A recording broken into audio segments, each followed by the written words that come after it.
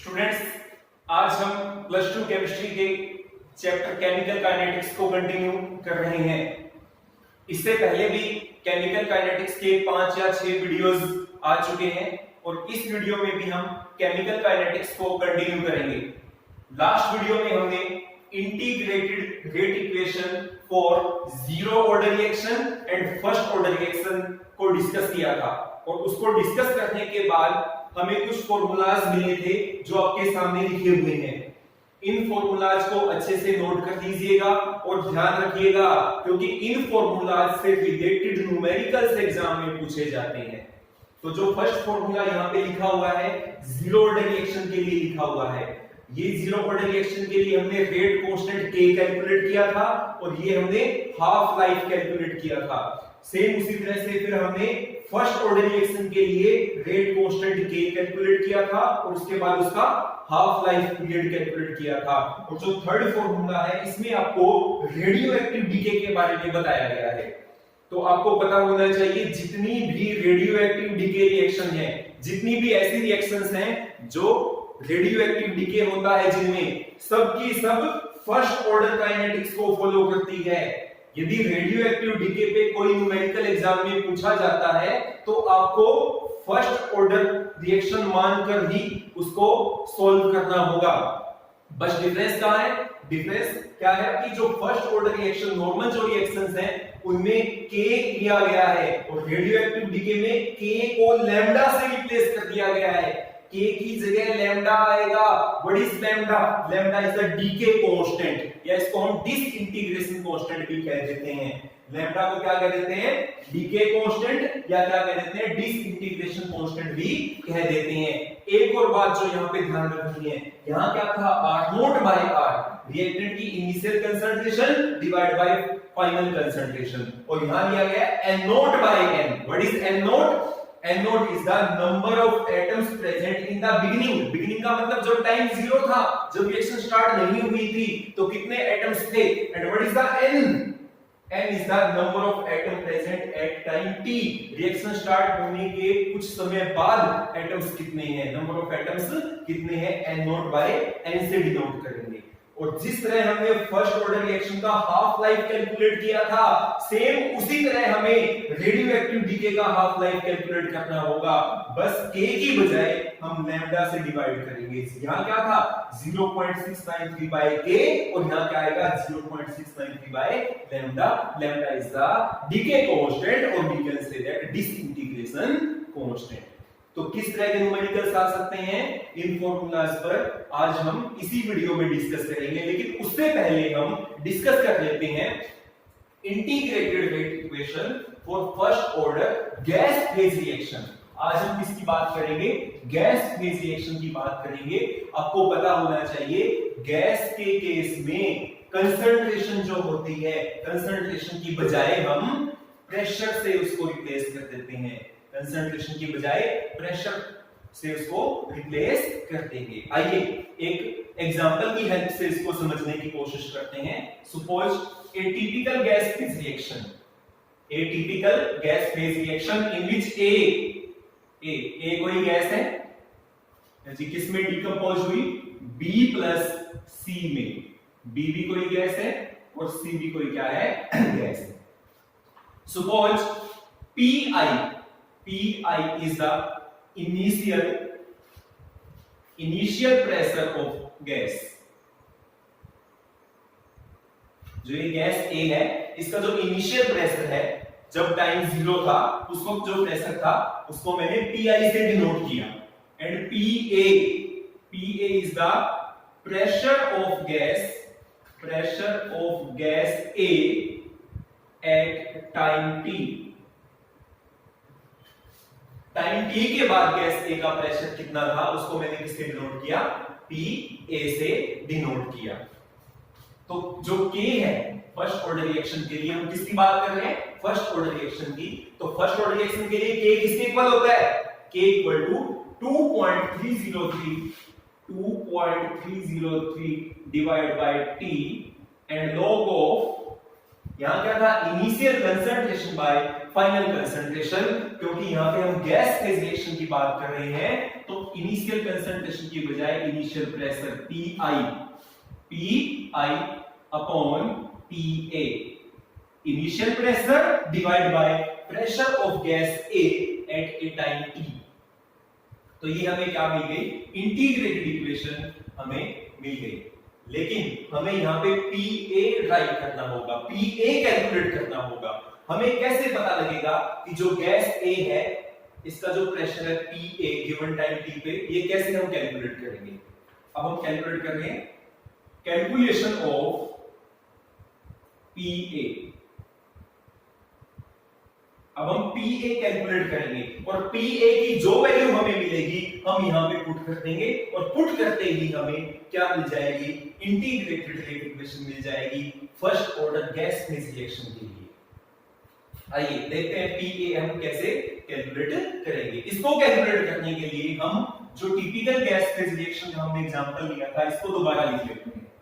ए कोई गैस है जी, किसमें डिकम्पोज हुई, B plus C, at time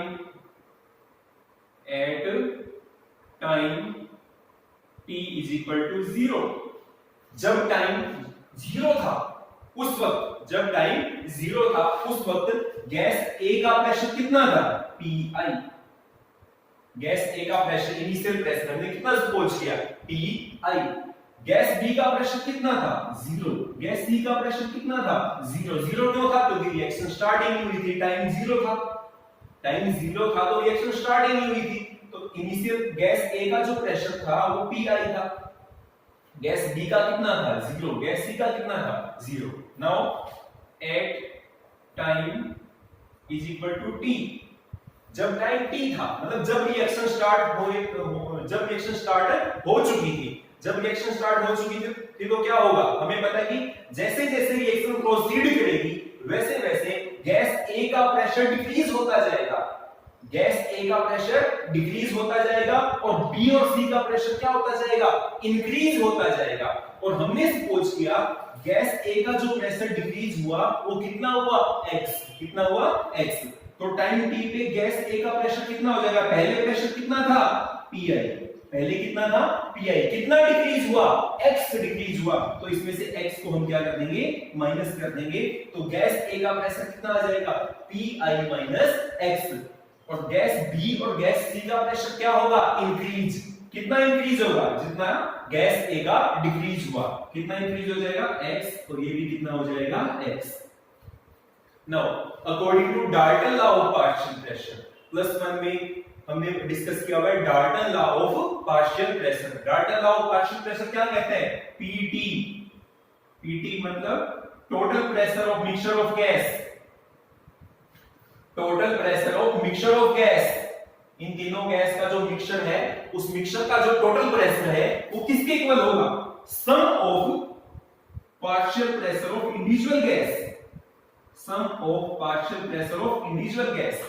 PA is the partial pressure of gas A, PB is the partial pressure of gas B, and PC is the partial pressure of gas C. मतलब ये जो इन तीनों gas का जो mixture है उसका total pressure किसके equal होगा, partial pressure of gas A plus partial pressure of gas B plus partial pressure of gas C है जी। तो इन सबका हमें पार्शियल प्रेशर मिल चुका है, Pi माइनस x, x और x, इन तीनों वैल्यूज को 1 2 3 इन तीनों वैल्यूज को यहां पुट कर दीजिए, आपको Pt मिल जाएगा। तो Pt किसके इक्वल हो जाएगा, Pt इज इक्वल टू ना जी Pa। Pa कितना है, Pi minus x, Pi minus x। Pb कितना है, Pb x, और Pcb कितना है, x। x से x क्या हो जाएगा, कैंसिल। तो Pt किसके इक्वल आ जाएगा, Pt is equal to Pi plus x, Pi plus x। और यदि हम यहां से x कैलकुलेट करें, x कैलकुलेट करें तो क्या होगा, जो Pi है प्लस है इस साइड जाएगा क्या हो जाएगा, माइनस। तो x किसके इक्वल आ जाएगा, x आ जाएगा Pi माइनस Pt। तो x किसके इक्वल आ जाएगा, Pi minus Pt। pi minus pt के इक्वल आ जाएगा x। हाँ जी, अब हमें पता है कि जो pa है, pa, what is pa? What is pa? pa is the pressure of gas a, pa pressure is the gas of a, pressure of gas a, pa किसके इक्वल है? pi minus x, pi minus x, और x की value होगी आपने calculate की, x की value क्या कैलकुलेट की? pi minus pt, तो x की इस वैल्यू को यहां पुट कर दीजिएगा, x की इस वैल्यू को यहां पुट करोगे तो pa किसके इक्वल हो जाएगा? pa किसके इक्वल हो जाएगा? pi माइनस किसके इक्वल हो जाएगा? pi माइनस pt, तो pa is equal to pi minus pi plus pt। तो x यहां से हमने x कैलकुलेट किया तो x किसके इक्वल आया? x इक्वल आया pt माइनस pi। यहां आएगा pt पहले से था, pt और pi को इस साइड ले गए थे, pt माइनस pi आएगा यहां, तो यहां पे हमें क्या पुट करना है? pt माइनस pi हम यहां पुट करेंगे, तो देखिएगा क्या आ जाएगा? x यहां से क्या आएगा? pt माइनस pi, x की वैल्यू को यहां हमने पुट किया, x की जगह हमने क्या लिख दिया? pt माइनस pi, तो pa किसके इक्वल हो गया? pa हो गया pi minus pt minus plus हो जाएगा ये pi, तो pi और pi 2pi माइनस pt, तो यहां से हमने क्या कैलकुलेट कर दिया? pa कैलकुलेट कर दिया, और pa कितना आ गया? 2pi माइनस pt, और pa की इस वैल्यू को हम पुट करेंगे इक्वेशन फर्स्ट में। ये जो इक्वेशन थी मैंने इसको क्या बोला? Equation first. यहां से जो pa मैंने कैलकुलेट किया pa, उसको यहां पुट करें इक्वेशन फर्स्ट में। इक्वेशन फर्स्ट में पुट करेंगे तो k किसके इक्वल बन जाएगा? जब हम इस वैल्यू को इक्वेशन फर्स्ट में यहां पुट करेंगे तो k किसके इक्वल बन जाएगा? k बन जाएगा किसके equal? 2.303 divide by t log of pi as it is आएगा, डिवाइड बाय ये जो pa है यहां पे pa की क्या वैल्यू पुट करेंगे? 2pi माइनस pt, और ये क्या बन गई? Integrated rate equation for first order gas phase reaction. Gas phase reaction के लिए क्या बन गई? इंटीग्रेटेड इक्वेशन बन गई। तो इसको अच्छे से सभी बच्चे नोट कर लीजिएगा।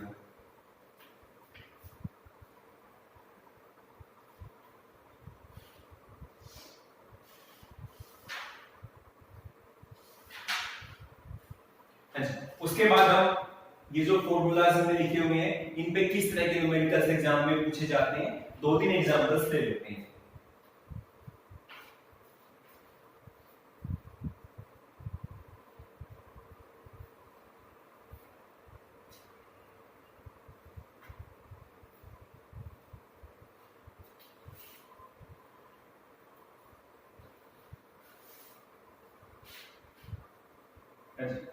फर्स्ट एग्जांपल है, calculate half life period, calculate half life period. क्या सिंबल होता है हाफ लाइफ का? T1/2 for first order reactions which have value of specific reaction rate, specific reaction rate। हाँ जी, स्पेसिफिक रिएक्शन रेट किसको बोलते हैं? K को। K को हम रेट कांस्टेंट भी बोल देते हैं, ये जो K है K को हम रेट कांस्टेंट भी कह देते हैं, वेलोसिटी कांस्टेंट भी कह देते हैं, और स्पेसिफिक रिएक्शन रेट भी कह देते हैं। तो हमें किसकी वैल्यू कैलकुलेट करनी है? हाफ लाइफ कैलकुलेट करना है, हाफ लाइफ कैलकुलेट करना है फर्स्ट ऑर्डर रिएक्शन के लिए, और स्पेसिफिक रिएक्शन रेट यानी कि K की वैल्यू गिवन है। हाँ जी, क्या क्या वैल्यू गिवन है K की? K is equal to 200 second inverse. Second is the 2-minute inverse. And the third one is the 4 year inverse है जी। फर्स्ट ऑर्डर रिएक्शन की बात की गई है और फर्स्ट ऑर्डर रिएक्शन के लिए जो रेट कांस्टेंट है उसकी यूनिट क्या होती है? Time inverse. टाइम सेकंड में भी ले सकते हैं, मिनट में भी ले सकते हैं, आवर्स में भी ले सकते हैं, ईयर्स में भी ले सकते हैं, मंथ में भी ले सकते हैं। तो ये यहाँ पे k की वैल्यू गिवन है और हमें क्या करना है? ये जो k की वैल्यू है इनकी हेल्प से हाफ लाइफ कैलकुलेट करना है। बहुत आसान क्वेश्चन है, हाफ लाइफ आप आसानी से कैलकुलेट कर पाओगे यदि आपको फॉर्मूला याद है। चेक कर लीजिएगा सामने जो टेबल बनी हुई है इसमें हाफ लाइफ का क्या फॉर्मूला है। फर्स्ट ऑर्डर रिएक्शन की हाफ लाइफ का क्या फॉर्मूला है? टी हाफ किसके इक्वल है? टी हाफ किसके इक्वल है? 0.693 बाय k। तो सबसे पहले हम फर्स्ट क्वेश्चन सॉल्व करते हैं। तो यहाँ पे जो टी हाफ है t1/2 है किसके इक्वल आ जाएगा? 0.693 बाय k। k की वैल्यू गिवन है 200, तो यहां से आपका आंसर आ जाएगा। सेम इसी तरह से यहाँ पे टी हाफ किसके इक्वल आ जाएगा? 0.693 बाय k। k कितना गिवन है? 2। सेम इसी तरह यहाँ पे टी हाफ किसके इक्वल आ जाएगा? 0.693 बाय k और k कितना है यहाँ पे? 4। इन तीनों को सॉल्व करोगे तो आपका आंसर आ जाएगा। फर्स्ट को सॉल्व करोगे तो आपका जो आंसर आएगा वो आएगा 3.465 into 10 पावर -3, क्योंकि यहाँ पे जो यूनिट थी वो सेकंड इनवर्स थी तो आपका जो आंसर है वो सेकंड्स में आएगा। हाँ जी, उसके बाद सेकंड को सॉल्व करोगे तो आपका जो आंसर आएगा 0.3465 और क्योंकि आपकी जो रेट कांस्टेंट यूनिट थी मिनट इनवर्स थी तो आपका जो यहाँ पे आंसर आएगा मिनट में आएगा। और सेम इसी तरह से यदि आप थर्ड को सॉल्व करोगे तो ये आपका आ जाएगा 0.1732, क्योंकि रेट कांस्टेंट की यूनिट ईयर इनवर्स थी तो आपका जो आंसर है यहाँ किस में आएगा? ईयर में आएगा। एक तो इस तरह का निकल आ सकता है, आपको कुछ भी नहीं करना, यदि आपको फॉर्मूला याद है तो डायरेक्ट फॉर्मूले में वैल्यू पुट करनी है और आंसर आपके सामने होगा। सेकंड किस टाइप का क्वेश्चन आ सकता है?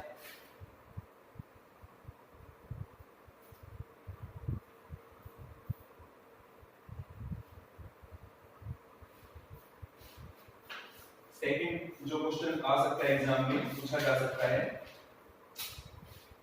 Decomposition of N2O5, decomposition of N2O5 क्या होता है? N2O5 nitrogen pentoxide. Decomposition of N2O5 follow first order reaction, follow first order reaction. N2O5 की जो डीकंपोजिशन है वो फर्स्ट ऑर्डर रिएक्शन को फॉलो कर रही है। इनिशियल कंसंट्रेशन ऑफ N2O5 है जी, N2O5 की इनिशियल कंसंट्रेशन गिवन है। आपको पता है इनिशियल कंसंट्रेशन का सिंबल क्या लेते हैं हम? R0। इनिशियल कंसंट्रेशन गिवन है, कितनी गिवन है? इनिशियल कंसंट्रेशन गिवन है 1.24 into 10 पावर 2 मोल पर लीटर। 1.24 into 10 पावर -2 मोल पर लीटर, मोल पर लीटर -2।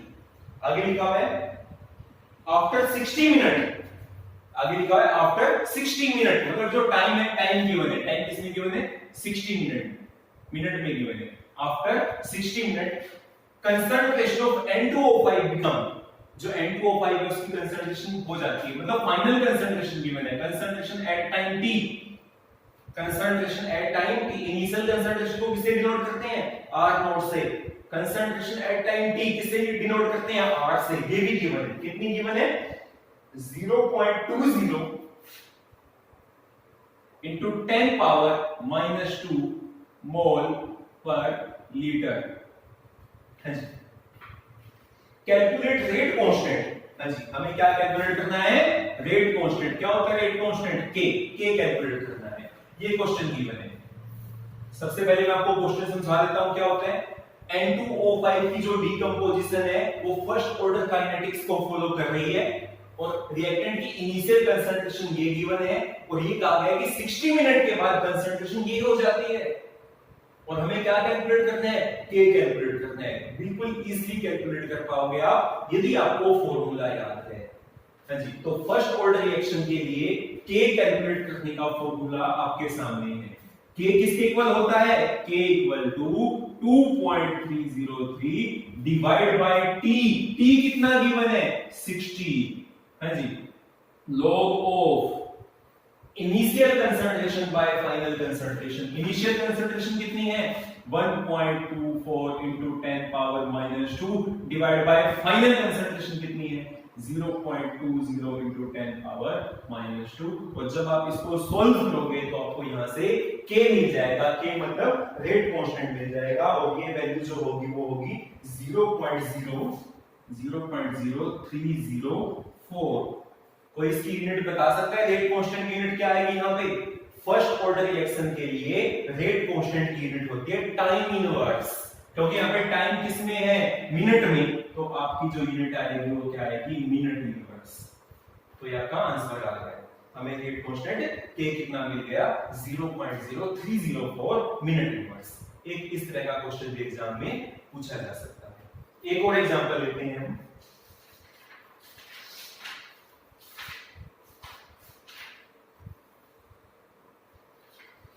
हाँ जी, इंपॉर्टेंट क्वेश्चन है, ध्यान से समझिएगा। कई बार बोर्ड एग्जाम में एज इट इज भी आ जाता है। एज इट इज भी सीबीएसई बोर्ड और हरियाणा बोर्ड में एज इट इज भी पूछा गया है question. Show that, very very important question, show that for a first order reaction, for a first order reaction, time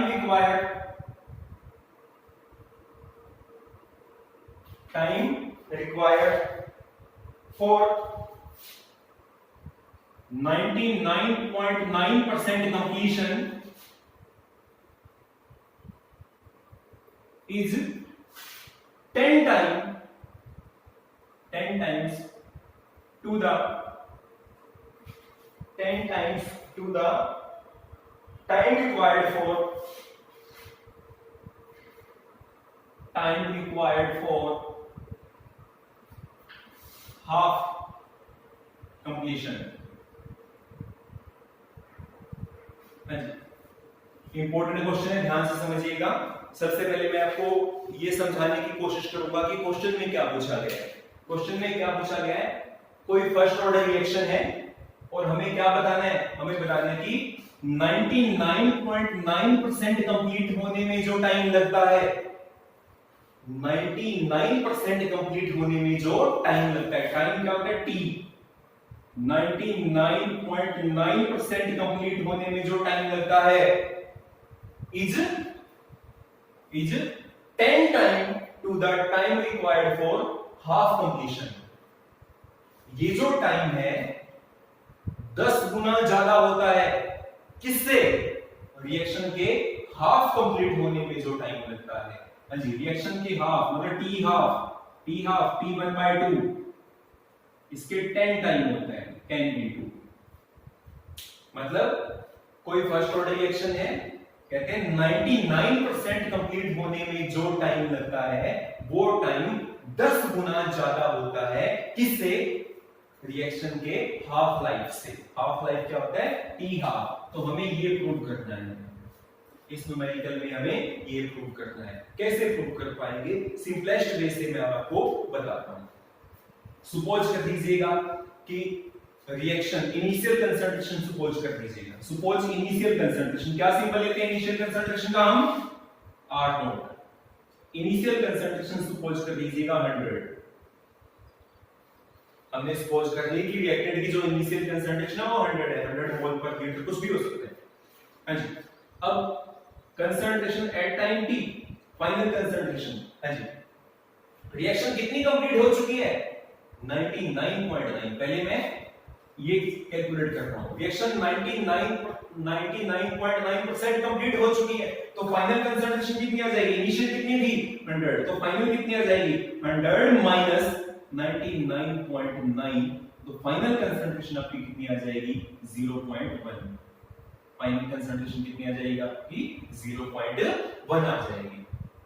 हाँ जी, अब इस वैल्यू को हम फर्स्ट ऑर्डर की इंटीग्रेटेड इक्वेशन में ये फॉर्मूला यूज करते हैं, इस फॉर्मूले में रख देते हैं ये value.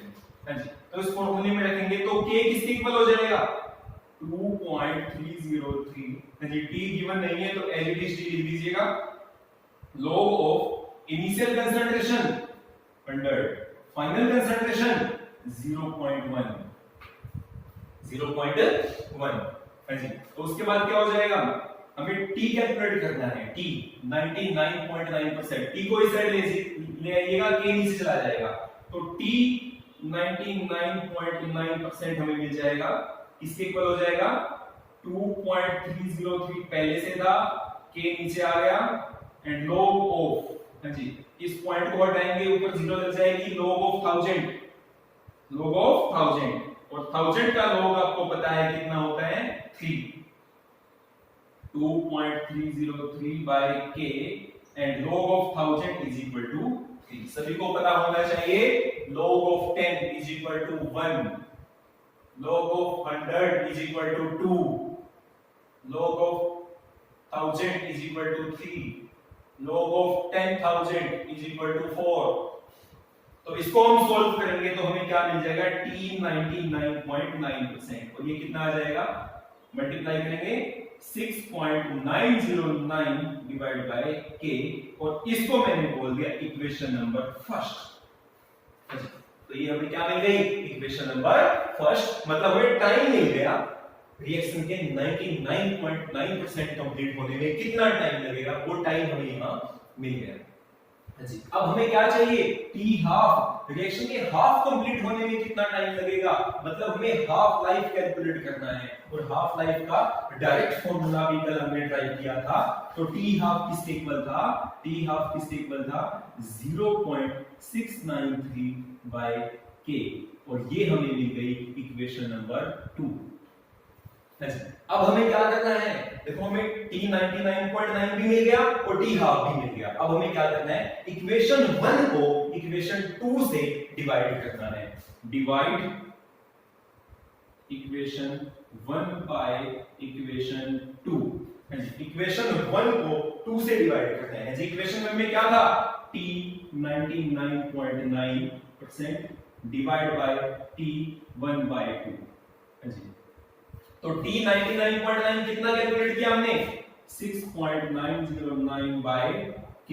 Ji, divide by t half, हमने कितना कैलकुलेट किया 0.693 बाय k, तो उसके डिवाइड में क्या लिख देंगे 0.693 बाय k, और जब सॉल्व करेंगे तो k आ जाएगा ऊपर, 0.693 आ जाएगा नीचे, k से k क्या हो जाएगा कैंसिल, और ये अप्रोक्सीमेट कट हो जाएगा 10 पे।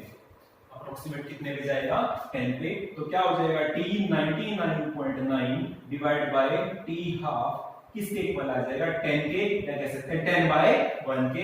अब हम इनको क्रॉस मल्टीप्लाई करेंगे तो क्या हो जाएगा t 99.9 is equal to 10 into t half, 10 into t half, और यही हमें प्रूव करना था कि रिएक्शन के स्टार्ट होने में 99.9% कंप्लीट होने में जो टाइम लगता है वो हाफ लाइफ से 10 गुना ज्यादा होता है, और यही हमने सॉल्व कर दिया है।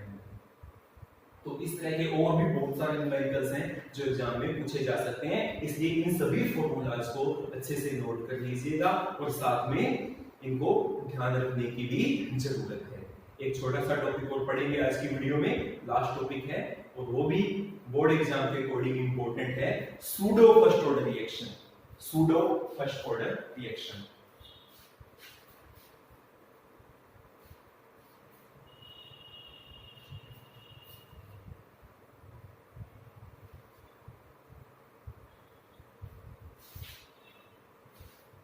हाँ जी,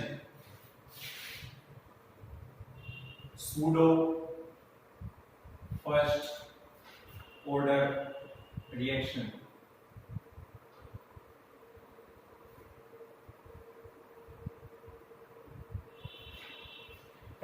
क्या होती है पहले मैं आपको समझा देता हूं। सूडो फर्स्ट ऑर्डर रिएक्शंस ऐसी रिएक्शन जो वास्तव में फर्स्ट ऑर्डर की नहीं होती, असल में फर्स्ट ऑर्डर की नहीं होती, लेकिन कुछ कंडीशन अप्लाई की जाए तो फर्स्ट ऑर्डर की बन जाती है। द रिएक्शंस, नोट कर लीजिएगा सभी definition. The reactions which are truly not of first order, वो रिएक्शन जो वास्तव में फर्स्ट ऑर्डर की नहीं होती but become of first order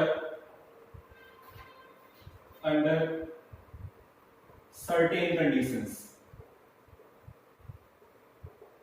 लेकिन कुछ कंडीशंस अप्लाई की जाए तो वो फर्स्ट ऑर्डर की बन जाती है।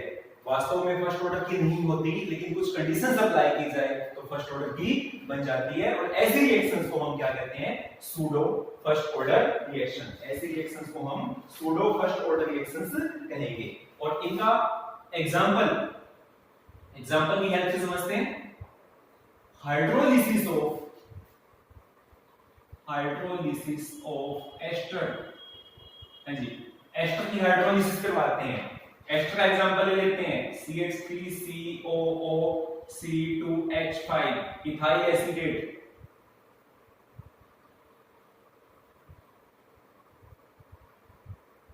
हाइड्रोलिसिस करवानी है H2O वाटर के साथ। और आपको पता होना चाहिए कि हाइड्रोलिसिस में, ऐसी जो हाइड्रोलिसिस होती है इसमें जो वाटर होता है एक्सेस में लिया जाता है, हाँ जी। तो जब एस्टर की हाइड्रोलिसिस होती है तो क्या मिलता है? सभी को पता है, कार्बोक्सिलिक एसिड और साथ में क्या मिलता है? एल्कोहल। कार्बोक्सिलिक एसिड क्या मिलेगा यहाँ? CH3COOH और एल्कोहल भी क्या मिलेगा? C2H5OH। तो हमने क्या की? एस्टर की हाइड्रोलिसिस करवाई। अब इस रिएक्शन की यदि मैं मोलिकुलरिटी चेक करूं तो बता सकते हैं कितनी आएगी मोलिकुलरिटी? मोलिकुलरिटी क्या होती है? कितने रिएक्टेंट्स पार्टिकल्स ने टेक पार्ट किया? रिएक्टेंट पार्टिकल्स कितने हैं? Ethyl acetate 1, water 1। मोलिकुलरिटी कितनी आ जाएगी? 2। मोलिकुलरिटी कितनी आ जाएगी? 2। और यदि मैं ऑर्डर ऑफ रिएक्शन की बात करूं तो ऑर्डर ऑफ रिएक्शंस कैसे कैलकुलेट करेंगे? ऑर्डर ऑफ रिएक्शन के लिए हमको क्या कैलकुलेट करना होगा? Rate of reaction. Rate of reaction किसके इक्वल होता है? K into concentration of ethyl acetate CH3COO C2H5 into concentration of water. और हमें लग रहा है कि ये जो रिएक्शन है सेकंड ऑर्डर की है, क्योंकि ये भी 1 और ये भी 1, 1 + 1 2। हमें लग रहा है कि जो रिएक्शन है वो सेकंड ऑर्डर की होगी। लेकिन ये जो रिएक्शन है, ऐसी जो रिएक्शन है, ये फर्स्ट ऑर्डर की reaction, pseudo first order reaction होती है। क्यों होती है सूडो फर्स्ट ऑर्डर रिएक्शन? क्योंकि यहाँ पे जो वाटर है ये एक्सेस में लिया गया है, तो वाटर की जो कंसंट्रेशन है वो चेंज नहीं होगी। वाटर की जो कंसंट्रेशन है वो चेंज नहीं होगी, और वाटर की कंसंट्रेशन चेंज नहीं होगी तो जो रेट ऑफ रिएक्शन है वो ओनली किस पे डिपेंड करेगा? रेट ऑफ रिएक्शन डिपेंड करेगा concentration of ethyl acetate. Concentration of ethyl acetate. और जो रिएक्शन है आपकी, जो N है, N कितना आ जाएगा? 1 आ जाएगा। और N 1 आ गया तो मैं क्या कहूंगा कि जो रिएक्शन है वो सूडो फर्स्ट ऑर्डर रिएक्शन है। मतलब यहाँ पे जो एक रिएक्टेंट है, मेनली जो वाटर है वो एक्सेस में होगा तो उसकी कंसंट्रेशन चेंज नहीं होगी। तो rate of reaction only ethyl acetate की कंसंट्रेशन पे डिपेंड करेगा और reaction pseudo first order reaction बन जाएगी। सेम ऐसा ही एक और एग्जांपल लेते हैं, hydrolysis of cane sugar.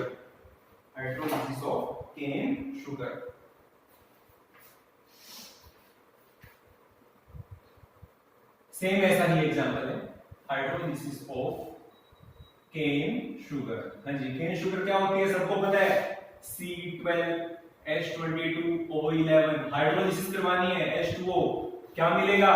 C6H12O6 plus C6H12O6 glucose plus fructose. हाँ जी, यहाँ पे जो वाटर है यहाँ पे किसमें होता है? एक्सेस में। हाँ जी, रिएक्शन की मोलिकुलरिटी चेक की जाए तो मोलिकुलरिटी कितनी आएगी? हाँ जी, कितने रिएक्टेंट पार्टिकल्स हैं? केन शुगर का 1 पार्टिकल, वाटर का भी 1 और 1 2। मोलिकुलरिटी कितनी आ गई? 2। और यदि मैं ऑर्डर की बात करूं तो हम कैसे कैलकुलेट करेंगे, हमें क्या लिखना पड़ेगा, rate of reaction. Rate of reaction किसके इक्वल है, K into concentration of cane sugar C12H22O11 into concentration of H2O। लेकिन वही यहाँ पे जो वाटर है, वाटर की कंसंट, वाटर किसमें है, एक्सेस में, और एक्सेस में तो इसकी जो कंसंट्रेशन है वो चेंज नहीं होगी। वाटर की जो कंसंट्रेशन है वो चेंज नहीं होगी, तो जो रेट ऑफ रिएक्शन है वो ओनली डिपेंड करेगा केन शुगर की कंसंट्रेशन पे, C12H22O11 इस पे डिपेंड करेगा, और इस पे डिपेंड करेगा तो n कितना आ जाएगा 1। और ऐसी रिएक्शंस को हम क्या कहते हैं, pseudo first order reaction. Pseudo first order reaction. तो ये आज हमने डिस्कस किया। इस वीडियो में हमने क्या क्या डिस्कस किया, इस वीडियो में सबसे पहले हमने डिस्कस किया था integrated rate equation for first order gas phase reaction. उसके बाद हमने जो मेन न्यूमेरिकल्स, कैसे न्यूमेरिकल्स पूछे जा सकते हैं, फॉर्मूला बेस्ड न्यूमेरिकल्स हमने किए, और उसके बाद हमने डिस्कस किया सूडो फर्स्ट ऑर्डर रिएक्शन। तो अच्छे से रिवाइज करना है, इसको नोट करना है। Thank you.